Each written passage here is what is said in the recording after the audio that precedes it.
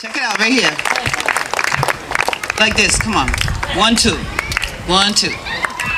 Come on. Give me some rhythm now. Like, no, you don't have to do it 1, 2. It's on the 1 and the 2. See, I'm very not musically inclined, but I made up a song last night, so I want to sing it. Ready? So it's like this. Let's snap our fingers or clap your hands. I said B-I-L-L-Y. Go ahead now. Said Billy was one of a kind. B-I-L-L-Y. Said Billy was a generous guy. He had a heart of gold, and from it love overflowed. Y'all dying on me? Hey, hey. See, I got some music here, so I'm gonna bring it up in a little while. But first, I'm gonna tell you a story. You see, I was asked to tell a story about Billy Taylor, and I said, I don't know Billy. How am I tell a story about Billy? I got to do some research, because after all, I don't know Brer Rabbit, but I tell a Brer Rabbit story, and I don't know a Nazi, but I tell a Nazi stories. But then I started thinking about the East Side. And I thought about, I spent a lot of time over here as a child. See, my aunt lived on Pleasant Street.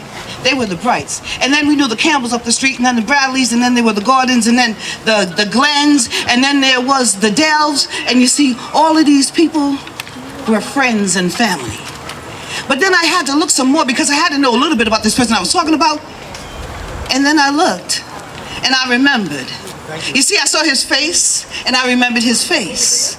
I looked a little longer, and I remembered him a little bit more. And then I remembered Hope High School, because even though I didn't go to Hope's High School, I used to sneak away from my junior high school and come out here to Hope and hang out with my cousins in their cool classes and go to their cheerleading practices, because the East Side was a cool place to be, and I loved being here. And then I thought about it, and I remembered P for P. I remember him going on trips with us. While we used to go to Lincoln Woods, and on a big day, we went to Garlic Park. And we, Rocky Point, I remember them working at P for P and sending us out. I remember this brother riding on the bus next to me. And then I started to remember other things about him, and the more I researched, the more I learned about how beautiful and generous he was. What a beautiful person. So I want to tell you a story in the middle of his story. This is a story about somebody always seeing, always knowing what's going on. You see, this is a story about a woman who took her nieces and nephew, all of them for one weekend. And when she took these children to her home, she used to always do something different with them. You know, sometimes it would be music, sometimes it would be art museums, sometimes it would be parks all weekend long. This particular weekend, it was a weekend of music. And she had the kids listen to everything. Well, the first night, they listened to some blues. What kind of music is this? This is the blues, she said. Y'all gotta get into this. And they started listening. We like some of it, but it's kind of sad, they said.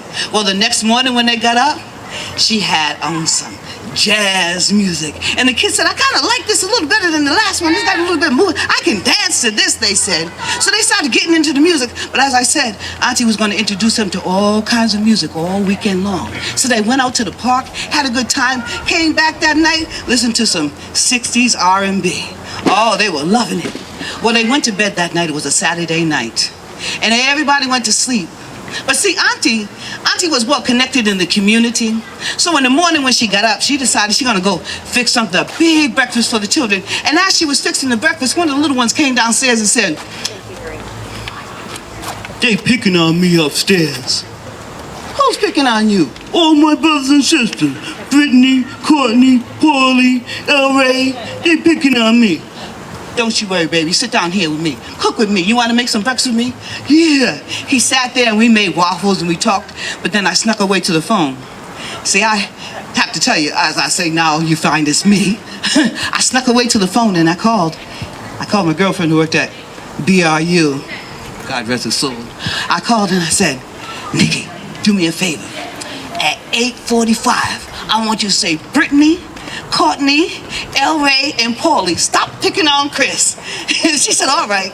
So they got up, all the kids got up and sat at the table, and I turned the music up a little louder, and they said, ooh, what kind of music is this? I said, this is gospel music. They said, gospel? This is cool. I said, yeah, this is God's music, baby. They said, God's music? I said, yeah, they play this at church all the time. This is God's music.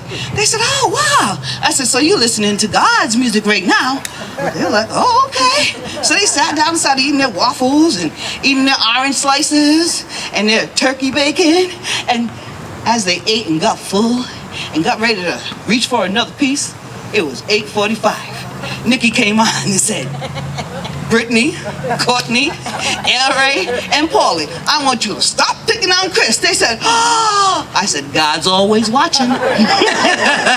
So that morning, they treated each other very, very well, and for the rest of the day as well. You see, they felt that God was watching what they were doing, so they were going to be right on the good foot, as I said earlier. You understand? See, but we're talking about Billy, and this is a man who did the right thing whether somebody was watching or not. Now, that is a quote. I'm not saying it verbatim, but that is a quote from Dr. Martin Luther King Jr.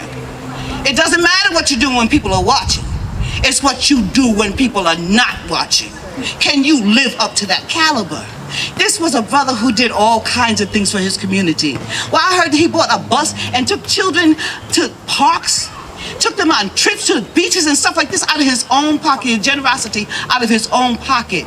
My man was vice president, president, and then treasurer of Harambe. And Harambe was no joke. I'm not even sure if that is in existence anymore, is it?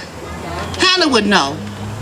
It's over at Rhode Island College, but I know there were some people on that board or committee, what you want to call it, that used to get some work done, and I know Billy was one of them. All of the beautiful things that this man did out of the love and generosity of his pure heart. They say he had to be operated on because he had heart disease when he was a child.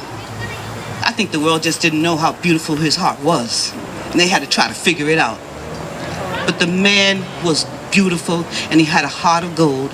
And I want to sing his song again, and one thing I want to do this time is if anybody has one line that you can come up here and you can put it in a song. Now you got to have a little bit of rhythm, put it in a song, or else you're going to mess everything up. So if you don't have it, just listen to me, just watch me. And I do this, you say your first word, second word, third word, all right? So we're going to spell his name, we're going to do Billy again, ready? I said B-I-L-L-Y. Billy was one of a kind. He had a heart of gold, and from it love overflowed. I said B-I-L-L-Y. Billy was one of a kind. Anybody want to come up and say something? I don't think y'all are. I can see it on your faces. But anyway, I want to say thank you.